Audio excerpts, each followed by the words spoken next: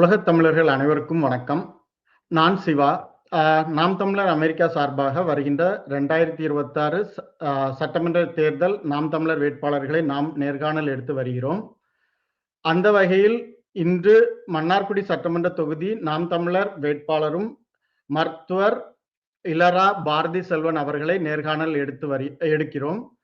வணக்கம் ஐயா. வணக்கம். வணக்கம். உலகத் தமிழர்களிடம் உங்களை அறிமுகம் செய்து கொள்ளுங்கள். மற்றும் நாம் தமிழர் கட்சியில் உங்களுடைய பயணத்தை பற்றியும் கருத்துக்களை சொல்லலாம். நான் மருத்துவர் பாரதி செல்வன். நான் இதயவியல் மருத்துவர், டிஎம் கார்டியாலஜி. நான் ஒரு 2009 வரைக்கும் மருத்துவத்தை மட்டும்தான் நான் பார்த்துட்டு இருந்தேன். அப்ப அங்க நடந்த ஈழப்படுகொலை, அதற்கு முன்னாலேயே தலைவர் மேலேயும் அமைப்பு மேலேயும் மிகப்பெரிய மதிப்பும் பற்றுதலும் இருந்தது. எப்படியும் அவங்க வென்றிடுவாங்க அப்படின்னு எதிர்பார்ப்புல இருந்தப்ப அப்போது ஏற்பட்ட அந்த பெரும் பின்னடைவு, அது காரணம் என்ன அப்படின்னு யோசிச்சு பார்க்கும் பொழுது, தமிழ்நாட்டுல மொழி இன உணர்வு இல்லாதனாலதான் நம்மளால அந்த பேரழிவை தடுக்க முடியல அப்படின்ற ஒரு எண்ணம் எனக்கு தோன்றுனது. ஆனா எங்க அப்பா இலரா அப்படின்றவங்க 1950களில் கீழத்தஞ்சை மாவட்டத்துல பண்ணையாறுகளால அடக்குமுறைக்கு உள்ளாக்கப்பட்ட அந்த குத்தகை விவசாயிகளுக்கும் விவசாய தொழிலாளர்களுக்கும் மிகப்பெரிய போராட்டங்களை கம்யூனிஸ்ட் கட்சியோட முழு நேர ஊழியரா முன்னெடுத்திருக்கிறாங்க. அப்ப அவங்க ஒரு 35 வயசுல விபத்துல இறந்துட்டாங்க. அப்ப எனக்கு 2 வயது. அவங்களுக்கு இந்த ஊர்ல இருந்த பெரும் புகழ், அவங்க மக்களுக்கு பண்ண சேவை, அதெல்லாம் எனக்கு ஒரு பெரிய பாதிப்பை ஏற்படுத்தி இருந்தது. அதனால சிறுவயது முதலே எனக்கு அரசியல் ஆர்வம் உண்டு. நம்ம சமூக மாற்றத்துக்கு ஏதாவது செய்யணும் அப்படின்ற எண்ணம் உண்டு. ஆனா 2009 வரைக்கும் நான் மருத்துவத்தை மட்டும் தான் பார்த்துட்டு இருந்தேன். ஏன்னா நம்மளால இந்த அரசியல்ல நுழைஞ்சு இதையெல்லாம் மாற்ற முடியாது, நம்மளால என்ன செய்ய முடியும் அப்படின்ற ஒரு இயலாமையினால இருந்தேன். ஆனா 2009 ஈழப்படுகொலை எல்லாமே தலைகீழா புரட்டி போட்டுருச்சு. நம்மளும் ஏதாவது செய்யணும், தமிழ்நாட்டுல மொழி இன உணர்வு இல்லாதனாலதான் நம்ம அவங்கள காப்பாற்ற முடியாம போயிடுச்சு, அது காரணம் இந்த திராவிட அரசியல் தான். அதனால நம்ம இதுக்காக ஏதாவது செய்யணும்னு சொல்லிட்டு ஒரு சும்மா சாதாரண ஒரு தமிழ் அமைப்பு தான் தொடங்கணும், தமிழ் முற்றம் அப்படின்னு சொல்லிட்டு. அப்புறம் தான் அப்ப 2008ல செந்தமிழன் சீமான் அவருடைய ராமேஸ்வரம் பேச்சு அது மிகப்பெரிய பாதிப்பை ஏற்படுத்தினது.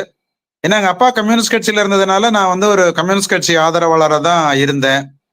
பாட்டாளி வர்க்க சர்வதேசியம், உலகத்தில் உள்ள எல்லாரும் ஒண்ணுதான், இந்த இன உணர்வு மொழி உணர்வு எல்லாம் கொள்ளக்கூடாது அப்படிலாம் நான் நினைச்சிட்டு இருந்தேன். ஆனா ஈழப்படுகொலைக்கு முன்னாலே அந்த 2008ல ராமேஸ்வரம் உரையில செந்தமிழன் சீமான் ஒரு கருத்தை குறிப்பிட்டாங்க.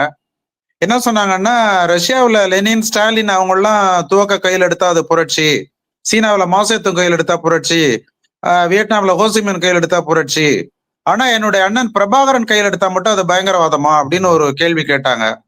அது எனக்கு மிகப்பெரிய பாதிப்பை ஏற்படுத்தினது.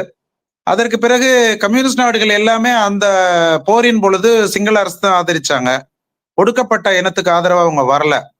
அப்ப ஒரு உண்மை தெரிஞ்சது, என்னதான் கம்யூனிசம் பேசினாலும் அவங்க எல்லாருமே உலகமே இனமா தான் செயல்படுது, அவங்க இன உயர்வுக்கு தான் அவங்க பாடுபடுறாங்களே தவிர கம்யூனிசம்னு உதட்டல தான் இருக்கு தவிர உலகத்தின் பிற பகுதிகளில் ஒடுக்குமுறைக்கு உள்ளாகிற மக்களுக்கு அவங்க எந்த வகையிலையும் அந்த கம்யூனிசம்ன்ற அவங்க தத்துவம் உதவல. அப்ப அது ஒரு போலியானது அவங்க அப்படின்றது எனக்கு என்ன தோணுது. அதனால தமிழனும் இனிமே இனமா உணரணும், அப்பதான் நம்ம தமிழினம் உயிர்ப்போட இருக்க முடியும் அப்படின்ற எண்ணம் ஏற்பட்டது. அதற்கு பிறகுதான் நான் நாம் தமிழர் கட்சியில இணைந்து பயணிக்க தொடங்கினேன். சரிங்க, அது ஒரு நிகழ்ச்சியான பயணமா இருக்குது. நல்லா உங்க அப்பாவை பத்தியும் ஒரு இன்ட்ரோடக்ஷன் கொடுத்தீங்க. நல்லது, வணக்கம். நம்ம அடுத்த கேள்விக்குள்ள போலாம். வருகிற 2026 சட்டமன்ற தேர்தலில் நாம் தமிழர் கட்சியின் நோக்கங்கள் என்ன? இந்த தேர்தலில் முன்னாடியே வரைவு திட்டம் அப்படின்றத நம்ம 2016 நினைக்கிறேன் வெளியிட்டு இருக்கிறோம். இந்த தேர்தலுக்கான வரைவு திட்டம் இன்னும் வரல. அது வந்த பிறகுதான் நம்ம என்னென்ன அதுல அறிவிக்க போறோம் அப்படின்றது தெரியும். இந்த தேர்தலில் நம்ம வெல்லணும், அதுதான் நம்முடைய இலக்கு. ஏன்னா இனிமேல நம்ம காலதாமதம் செய்ய முடியாது. எங்களுடைய வாக்கு விழுக்காடு அதிகரிக்குது அப்படின்லாம் இனிமே சொல்லிட்டு இருக்க முடியாது. நம்ம உறுதியா வென்றாகணும். ஏன்னா இன்னொரு 5 ஆண்டுகள் இந்த திராவிட கட்சிகளை நம்ம மண்ணில் ஆள விட்டோம்னா இந்த இயற்கை வளங்கள் முழுக்க கொள்ளையடிக்கப்படும். நம்முடைய இளைஞர்களுடைய வேலை வாய்ப்பு, மாணவருடைய கல்வி எல்லாமே பாதிக்கப்படும். ஆற்று நீர் உரிமை இது விரிவா அது ரொம்ப பேசுற மாதிரி இருக்கும். சுருக்கமா சொல்றதுன்னா தமிழ்நாட்டுடைய அத்தனை உரிமைகளும் ஒன்றிய அரசால பறிக்கப்படுறத இந்த திராவிட அரசுகள் இது வரைக்கும் தடுக்கல. இனிமேல் அவங்க தடுக்க மாட்டாங்க. சும்மா ஒவ்வொரு தேர்தலுக்கும் மாநில சுயாட்சி அதுன்னு சொல்லிட்டு இருக்காங்களே தவிர இவங்க கூட்டணியில இருந்தப்ப கூட அந்த இழந்த அதிகாரங்களை மீட்க எந்த முயற்சியும் பண்ணதில்லை. இந்திரா காந்தி ஆட்சியில கல்வி பொதுப்பட்டியலுக்கு கொண்டு போனப்ப அதை தடுக்க இவங்க கூட்டணியில இருந்தப்ப எல்லாம் ஒண்ணுமே செய்யல. இப்ப நீட்டுன்னு பேசுறாங்க. அதனால இவங்க எப்பயுமே செந்தமிழன் சீமான் அவர்கள் சொல்ற மாதிரி அது வந்து ஒரு செய்தி அரசியல் தானே தவிர மற்றபடி ஒரு கொள்கை அரசியலோ மக்கள் அரசியலோ கிடையாது. அதனால இந்த முறை நம்ம ஆட்சியை கைப்பற்றி ஆகணும். அப்பதான் இந்த அழிவின் விளிம்பில் இருக்கிற இந்த தமிழினத்தை நம்ம காப்பாற்ற முடியும். நீங்க போட்டியிடுற திருவாரூர் மாவட்டம் ஒரு காவிரி டெல்டா பகுதி. அங்க வந்து இப்போ விவசாயிகளின் நிலைமை எப்படி இருக்கு? இப்போ பயிரோட விலைகளா இருக்கலாம், இல்லைன்னா நீர் மேலாண்மை. அதை இப்போ ஆள்கிற அரசோ இல்லைன்னா இதுக்கு முன்னால இப்போ ரெண்டுமே இப்போ கடைசி ஒரு 50 வருஷமா திராவிட கட்சிகள் தான் ஆண்டுட்டு வருது. ஸோ இந்த கட்சிகள் இந்த இடங்கள் உங்க தொகுதியை எப்படி வச்சிருக்காங்க? விவசாயிகளுக்கு எவ்வளவு முக்கியத்துவம் கொடுக்குறாங்க? இவங்க வந்து வேளாண்மையோட அழிவுக்கு தான் துணை போறாங்க. எப்படின்னா வேளாண்மைக்கு ரொம்ப முக்கியம் நீர் ஆதாரம். நீங்க தொடர்ச்சியா பார்க்கலாம். காவிரியில ஒரு காலத்துல 370 டிஎம்சி அளவுக்கு நீர் வந்தது. கர்நாடகம் மத்திய அரசோட ஒப்புதலின்றி, திட்ட கமிஷனோட ஒப்புதலின்றி, மத்திய அரசின் நிதி உதவியின்றி, தமிழ்நாடு அரசின் ஒப்புதலின்றி 4க்கு மேற்பட்ட அணைகளை கட்டி நமக்கு நீரை விடுகின்ற கிருஷ்ணராஜ சாகர் அணைக்கே நீர் வராம தடுத்துட்டாங்க. இவங்க தடுக்க எந்த முயற்சியும் இவங்க எடுக்கல. சட்ட போராட்டமும் ஒழுங்கா நடத்தல. அப்ப 370 டிஎம்சி இன்னைக்கு 177.25 டிஎம்சில வந்து நிக்குது. அதுவும் வந்து பெரும் வெள்ளம் வந்து அணையை நிரம்பினாதான் கொடுக்குறாங்களே தவிர மற்ற ஆண்டுகள்ல காவிரி ஆணைய தீர்ப்பின்படி மாதாந்திர நீரை நமக்கு கொடுக்கறது இல்ல. அப்ப காவிரியோட கடைமடை பகுதியில வேளாண்மை முற்றிலும் பாதிக்கப்பட்டுருச்சு. ஏன்னா அங்க நிலத்தடி நீர்லாம் உப்பாயிட்டு, கடற்கரையில இருந்து கிட்டத்தட்ட கீழத்தஞ்சை மாவட்டம் வரைக்குமே உப்பாயிட்டு. அதனால அவங்களால நிலத்தடி நீரை பயன்படுத்த முடியல. ஆற்று நீரை நம்பிதான் இருக்கிறாங்க. அந்த பகுதியெல்லாம் போயிடுச்சு. மீதி பகுதியில நிலத்தடி நீரை பயன்படுத்தி தான் இன்னைக்கு வேளாண்மை நடந்துட்டு இருக்கு. ஆற்று நீரை நம்பி இல்ல. அதுவும் இப்ப ரொம்ப ஆழம் கீழே போயிட்டே இருக்கு. இன்னும் எத்தனை ஆண்டுகளுக்கு வரும்ன்றது தெரியல. இதே போக்குல போச்சுன்னா அடுத்த தலைமுறைக்கு குடிக்க நீர் கூட கிடைக்காது. அப்ப இவங்களுடைய திட்டம் என்னன்னா, இங்க நிலத்தடியில கிட்டத்தட்ட 6-7 லட்சம் கோடி ரூபாய் மதிப்புள்ள நிலக்கரி இருக்கு, எரிவாயு இருக்கு. இந்த வேளாண்மை விட்டு இந்த உழவர்களை வந்து வெளியேற்ற செய்யணும். அது நம்ம அடக்குமுறையா செய்ய முடியாது. அவங்களே வெளியேற மாதிரி செய்யணும் அப்படின்றதுக்காக தான் திட்டமிட்டு இந்த காவிரி நீர் பிரச்சனையிலையும் மக்களை திரட்டி போராடுறது கிடையாது. ஆனா சட்ட போராட்டம் வெல்லல அப்படின்னா இவங்க மக்கள் போராட்டத்தை முன்னெடுத்திருக்கணும். முன்னெடுத்திருந்தா மத்திய அரசு பணிஞ்சு ஒரு பஞ்சாயத்துக்கு வந்திருக்கும். குறைந்தபட்சம் அவங்க நீர் கொடுக்கல, நாங்க நெய்வேலி மின்சாரம் கொடுக்க மாட்டோம் அப்படின்ற மாதிரி ஒரு எதிர்வினை ஆட்சி இருந்தா அவங்க ஒரு பேச்சுவார்த்தைக்கு வந்திருப்பாங்க. இவங்க எந்த எதிர்வினையுமே கிடையாது. அதனால ஆற்று நீர் வரத்து போயிடுச்சு, நீர் உப்பாயிடுச்சு. அதனால நிறைய கிராமங்கள்ல வந்து இன்னைக்கு இளைஞர்கள் அதோட நெல்லுக்கு உரிய விலையும் கிடைக்கல. இப்ப குவிண்டாலுக்கு 2500 ரூபாய் கொடுக்குறாங்க. இடுபொருள் செலவு, விவசாய தொழிலாளிகளுக்கு ஊதியம் இதெல்லாம் பார்த்தா அவங்களுக்கு வந்து பெரும் லாபம் கிடையாது. அதனால நிறைய கிராமங்கள்ல பாத்தீங்கன்னா இளைஞர்கள்லாம் வெளிநாட்டுக்கு வேலைக்கு போயிட்டாங்க. அதாவது நில உடைமையாளர்களின் மகன்கள் எல்லாம் வந்து சிங்கப்பூர், மலேசியா, அரபு நாடுகள் அதுக்கு போயிட்டாங்க. அதனாலதான் இன்னைக்கு இங்க ஒரு பொருளாதாரமே இங்க ஓடிட்டு இருக்கு. அதே மாதிரி விவசாய தொழிலாளர்கள், ஏன்னா பெரும்பான்மையானவர்கள் இந்த ஒடுக்கப்பட்ட சமூகத்தை சேர்ந்தவர்கள் தான் விவசாய தொழிலாளர்களா இருந்தாங்க. அவங்க என்ன பண்ணாங்கன்னா திருப்பூர், கேரளா அது மாதிரி பகுதிகளுக்கு வேலை வாய்ப்பை தேடி போயிட்டாங்க. அதனால இப்ப என்ன நிலைமை என்ன ஆகுதுன்னா, இந்த தலைமுறையோட இங்க வேளாண்மை செய்யறவங்களே இருக்க மாட்டாங்க.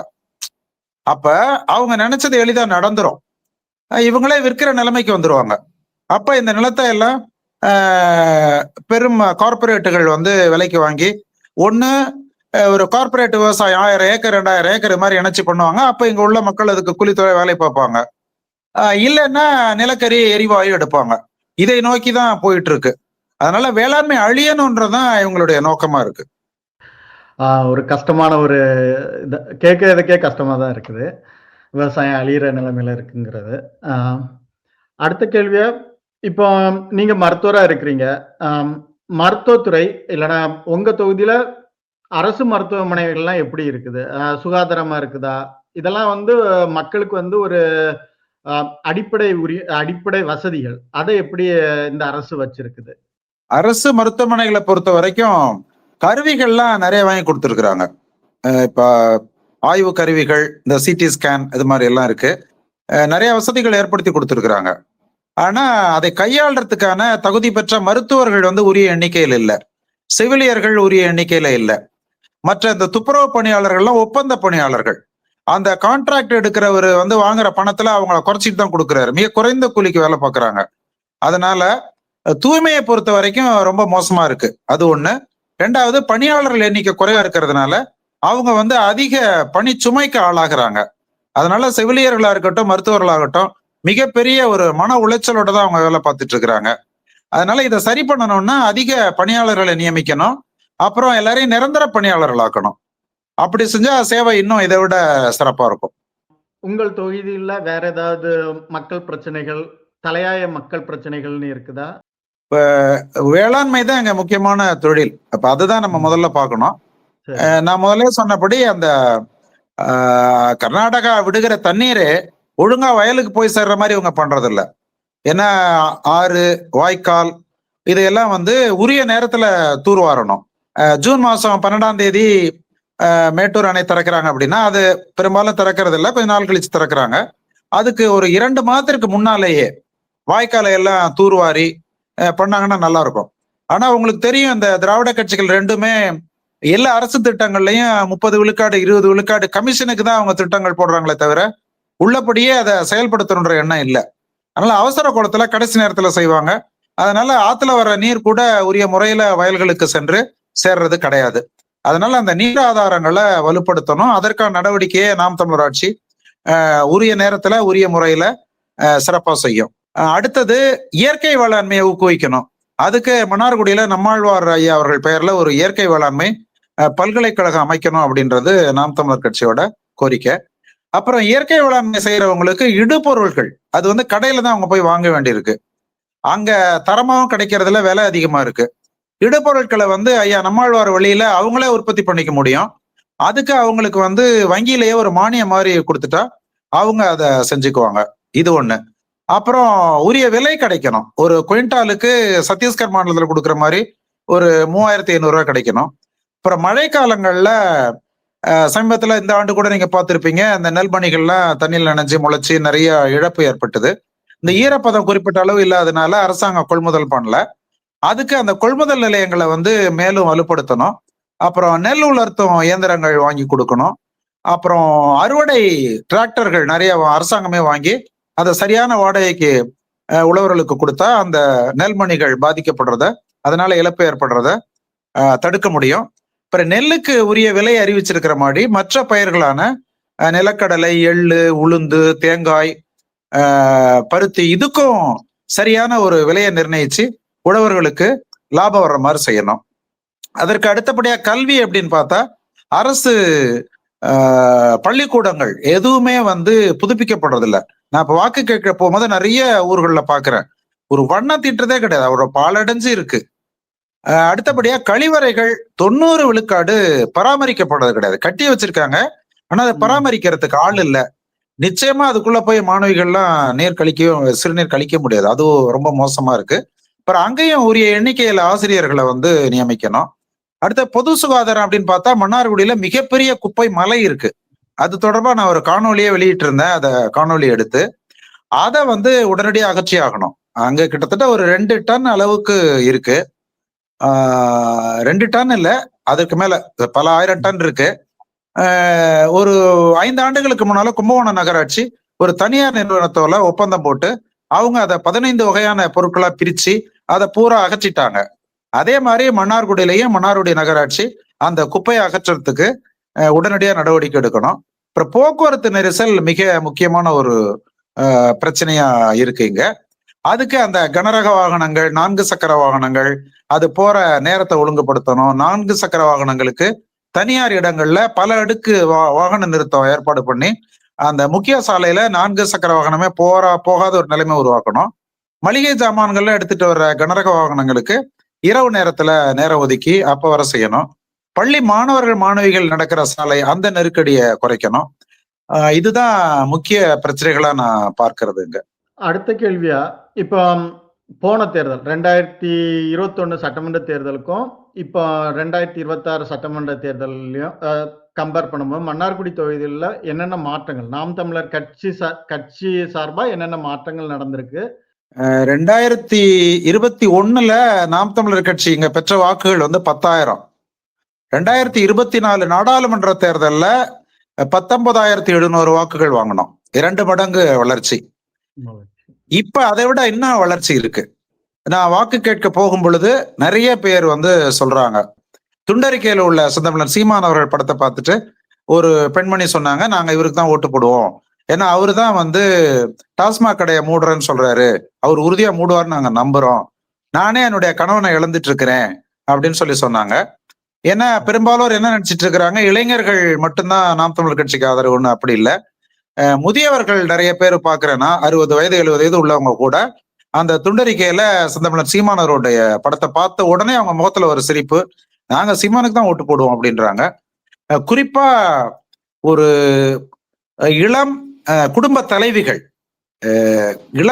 தலைவிகள், அந்த 27 வயசுல இருந்து 35-40 வயசுக்கு உள்ள அவங்க இந்த துண்டறிக்கையில அவங்க படத்தை பார்த்த உடனே மேல நான் சொல்லும் போது சீமான் அவருடைய நாம் தமிழர் கட்சி சார்பா தான் நான் நிக்கிறேன், அது வரைக்கும் மெதுவா கேட்டே இருப்பாங்க, நான் மருத்துவர் பாரதி செல்வன் மன்னார்குடியில இதய மருத்துவரா இருக்கிறேன், நான் தேர்தல் நிக்கிறேன், அதுக்காக ஓட்டு கேட்டு வந்திருக்கிறேன், சீமான் கேள்விப்பட்டிருக்கீங்கல்ல அப்படின்னு சொன்ன உடனே அப்படி ஒரு முக மலர்ச்சி வரும். தெரியும் அப்படிம்பாங்க, பேச்செல்லாம் கேட்டிருக்கீங்களா அப்படிமா, கேட்டிருக்கேன் அப்படிம்பாங்க. அப்ப அவர் பேசுறதெல்லாம் செய்யணும்னா அதிகாரத்துக்கு வரணும், நீங்க தான் அதிகாரத்தை கொடுக்கணும், அதனால விவசாய சந்தைக்கு வாக்களிங்க அப்படின்னு சொன்னோன்னே கண்டிப்பா கண்டிப்பா அப்படின்னு சொல்லுவாங்க. ஏன்னா நான் இப்ப கிட்டத்தட்ட 5 மாதங்களா நான் மக்களை சந்திச்சிட்டு இருக்கிறேன். அப்ப அந்த முகத்தை பார்க்கும்போது நமக்கு தெரிஞ்சிடும், இந்த திராவிட கட்சிகளை சேர்ந்தவங்க எல்லாம் முகம் இறுக்கமா இருக்கும், அவங்க முகத்துல எந்த மாறுதலும் பார்க்க முடியாது. நமக்கு வாக்களிக்கிறவங்க முகத்துல அந்த புன்னகை தெரியும், கண்டிப்பா அப்படின்னு ஒரு சொல்லுவாங்க. அதனால உறுதியா இந்த 2024 19,700 வாக்குகள் வாங்கணும். இந்த 2 ஆண்டுகள் செந்தமிழன் சீமான் அவருடைய கடுமையான உழைப்பு, நாங்களும் இந்த 2 ஆண்டுகள்ல எல்லா நிகழ்ச்சிகளுக்கும் சுவரொட்டியெல்லாம் அடிச்சு பொதுமக்கள்கிட்ட கட்சியை கொண்டு போயிருக்கோம். சில உள்ளூர் பிரச்சனைகளுக்கு ஆர்ப்பாட்டங்கள் இது மாதிரி நடத்தி இருக்கிறோம். இந்த சாலை வசதி இது தொடர்பாலாம் வட்டார வளர்ச்சி அலுவலர்கிட்ட தெரிவிச்சு அதற்கான சில நடவடிக்கைகள் எடுத்திருக்கிறோம். அதனால கட்சி நல்ல வளர்ச்சி பெற்றிருக்கு. பொதுமக்கள் மத்தியில இந்த சொல்றாங்க, ஆமாங்க இந்த 2 பேரையும் எவ்வளவு நாளைக்கு வச்சிருக்கிறது, மாற்றம் வேணுங்க, நாங்க இந்த தடவை மாத்திரதான் முடிவு பண்ணிட்டோங்க அப்படின்லாம் நிறைய பேர் சொல்றாங்க. அதனால ஒரு தன்னம்பிக்கை இருக்கு. நீங்க சொன்னதான் நாங்களும் பார்த்தோம். எல்லாருமே பொதுவா எல்லாரும் சொல்றது சீமான் பின்னால ஒரு இளைஞர் கூட்டம் இருக்குன்னு. ஆனா இந்த மாநாட்டுல பார்க்கும்போது எல்லாரும் குடும்பமா இருந்ததை பார்க்க முடியுது. அதுக்கு உண்மைதான். இப்ப நீங்க ஏற்கனவே சொல்லிட்டீங்க, மன்னார்குடியில இவ்வளவு பிரச்சனை இருக்குது, நாம் தமிழர் வந்தா இதெல்லாம் பண்ணுவோன்ட்டு சொல்லிட்டீங்க. இதை தவிர்த்து மன்னார்குடி மக்கள்கிட்ட நீங்க என்ன சொல்ல விரும்புறீங்க? மன்னார்குடி மக்கள் ஏன் உங்களுக்கு நாம் தமிழருக்கு வாக்களிக்க வேண்டும்? ஒரு ஆழ்ந்த அரசியல் நோக்கில பார்த்தா ஒன்றிய அரசு தமிழ்நாட்டை மக்களை ஒரு 2ஆம் தர குடிமக்களா தான் நடத்துது. நம்முடைய எல்லா உரிமைகளும் அவங்க கொஞ்சம் கொஞ்சமா பறிச்சிட்டு இருக்கிறாங்க.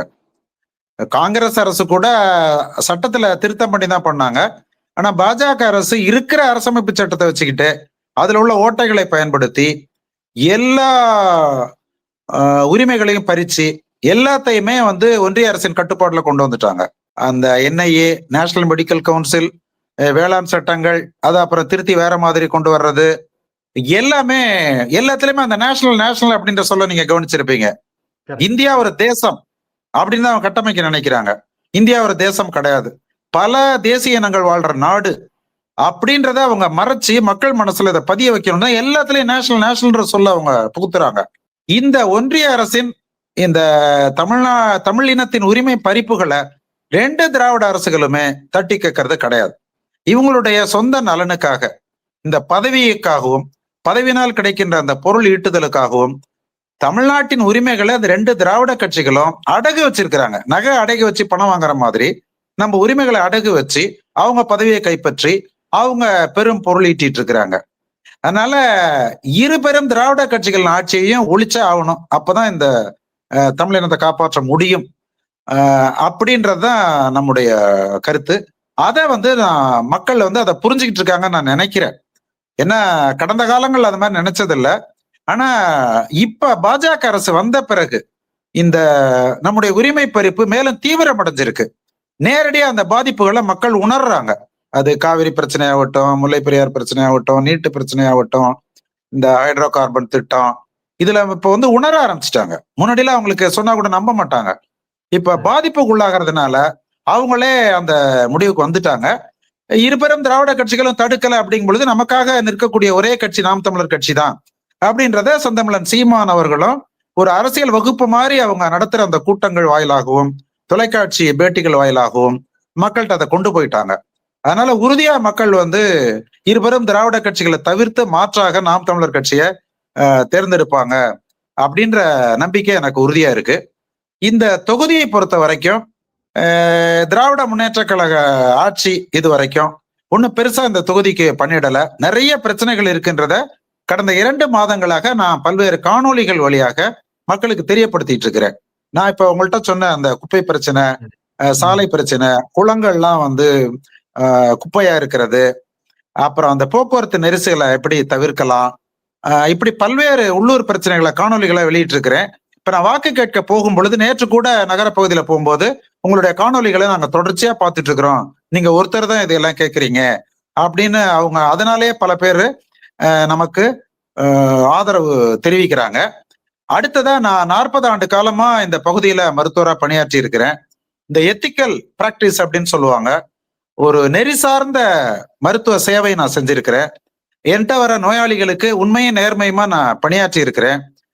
குறைந்த செலவுல குறைந்த ஆய்வுகள் பண்ணி குறைந்த செலவிலான மருந்துகள் எழுதி அவங்களுக்கு சரியான ஆலோசனைகளை நான் வழங்கி இருக்கிறேன். அதனால எனக்கு இந்த பகுதியில் இருக்கிற அந்த நற்பெயர் உறுதியா எனக்கு அதிக வாக்குகளை வாங்கி தரும். நான் சொன்ன எல்லாமே ஒன்றிய அரசின் உரிமை பறிப்பிலிருந்து திராவிட கட்சிகள் காப்பாற்றாது, நாம் தமிழர் கட்சி தான் காப்பாற்றும்.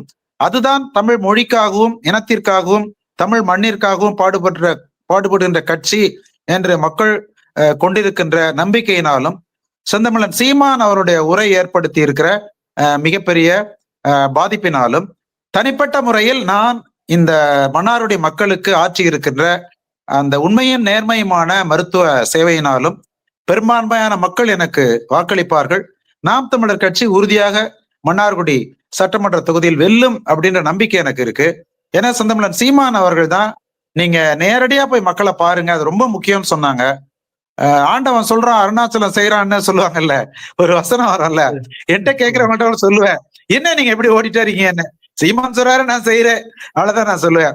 அவரு தான் சொன்னாரு, இந்த சொல் அவர் சொன்னது, நீங்க போய் வாக்காளரை பாருங்க, நாங்க உண்மையை நேர்மையுமா இருப்போம்னு சொல்லுங்க. அந்த 2 சொல்றாங்க, அதுக்கு பெரிய பாதிப்பு இருக்கு.